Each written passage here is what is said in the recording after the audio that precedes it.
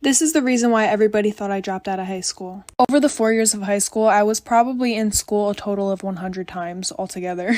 And this wasn't because I was lazy, I mean partially, but it was mostly because I had really bad stomach problems. So I always had these doctor's appointments, I was always missing school because my stomach hurt. So then my junior year, since my attendance was really bad, they decided to put me on home instruction. This means that teachers would come to my house for about 2 hours a day, 3 days a week. And my teachers had to bring with them these time slips, for example saying that they saw me from 9 a.m. to 11 a.m. And when I was a minor, my dad had to sign it. And when they hand in those time slips, those are the hours they're getting paid for. So I had this one teacher. She was my history teacher, but we would literally just gossip the entire time. She was mad chill. Sometimes, though, she would cancel on me, and sometimes I would cancel on her. But this was my senior year, so I was 18. So I was able to sign the time slips. So I saw her once a month when I was supposed to see her 4 times a month. So every time she came, I signed 4 time slips. I got the credit, she got the check.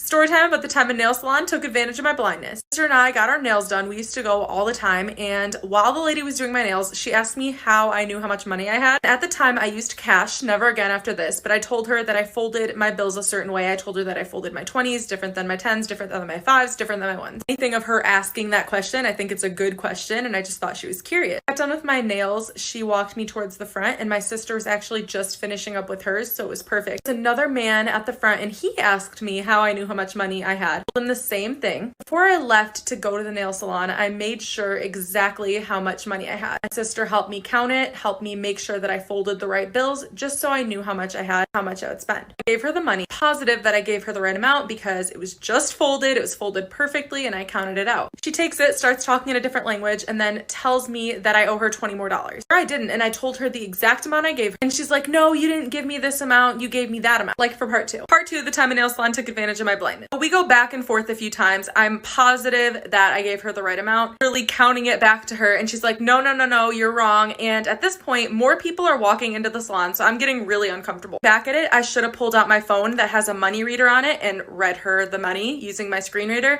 but I was super uncomfortable and more people were walking in, and I just wanted to leave it at that. My sister was paying somewhere else. I had no idea where she was, and I didn't want to call out to her or anything, so when we got home, I wanted to double check that these people were actually scamming me. My sister helped me look at the money, and aside from the amount I paid for my nails, obviously, in the tip, I was missing $20. We can learn something from most situations, and this situation just taught me to not carry around cash. I never went to that nail salon again. I actually got my nails somewhere else today, and I think they look pretty good. I mean, I can't see them, but let me know. This is a story of the time that I caught my neighbor's mom talking smack about me. So I don't know about you guys, but every single Wednesday in my middle school, we would have a bagel sale. And some people's parents would come in to help out. And my neighbor's mom was one of those parents. And I had a best friend at the time whose mom would also work at the bagel sales. But this best friend of mine, her mom never let us hang out with each other because she felt that I was a bad influence on her.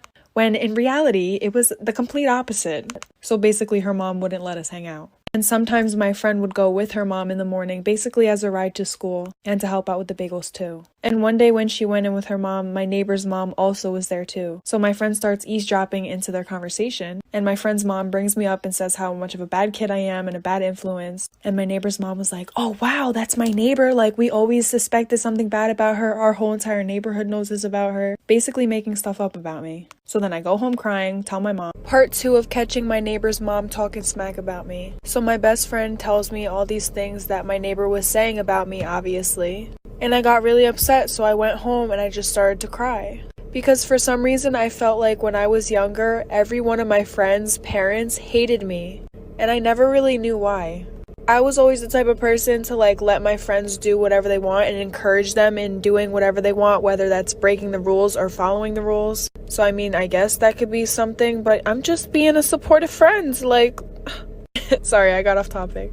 So when I told my mom, she was like, okay, come with me, I'm gonna knock on her door. And I was like, heck no, I do not feel like dealing with this. Mom, you deal with it. So she calls her up on the phone, puts her on speakerphone, confronts her about the situation, and this lady starts going on about how she loves me like I'm her own child, saying that I was never a bad influence on her daughter, and that she actually wanted me to hang out with her daughter more.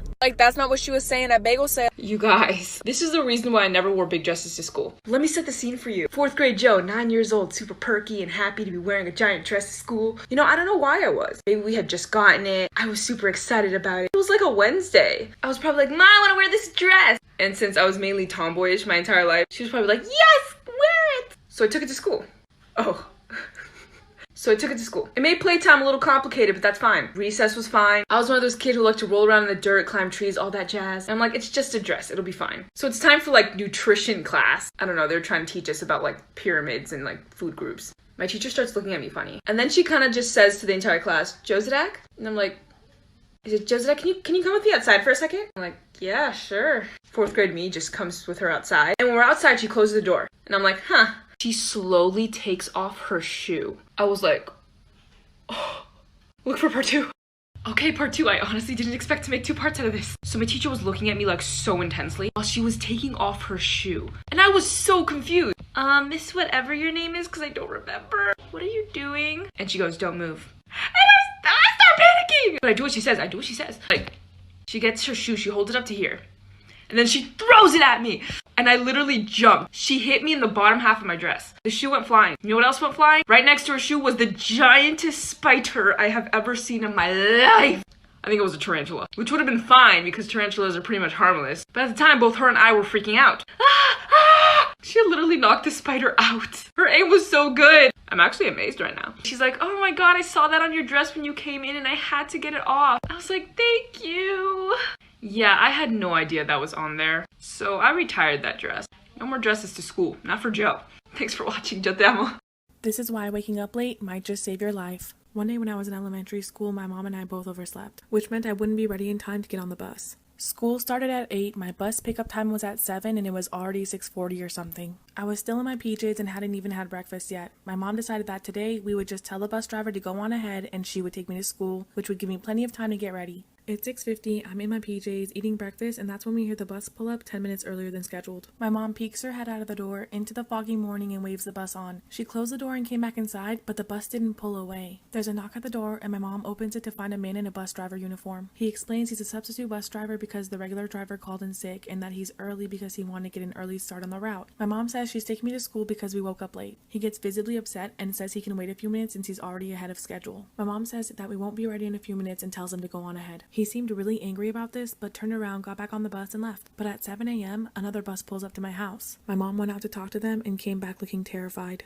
Part 2 of why sleeping in might just save your life. After talking to the bus driver, my mom came back looking terrified, but she didn't say anything about it and told me to finish getting ready for school. At the time, I didn't know what happened, but my mom would end up telling me a few years later. When she went to the second bus, she found out it was being driven by my regular driver and it was full of other kids that are usually on my route. By the way, the other bus was empty. My mom asked the driver about the substitute driver and about him calling in sick. He tells her that he never called in sick and there is no substitute driver on his route. The driver immediately called dispatch in a panic and told my mom to go inside and call the police and report this incident, which she did without me knowing at the time. There was absolutely no one doing my driver's route that day. Whoever this was most likely a kidnapper who had targeted me. I never heard anything about it again, not even if someone else had ended up being picked up by this mysterious fake bus driver. But chances are, had I gotten on that bus, I would never have made it to school or back home. And if we hadn't overslept on that specific day, I would have been on that bus.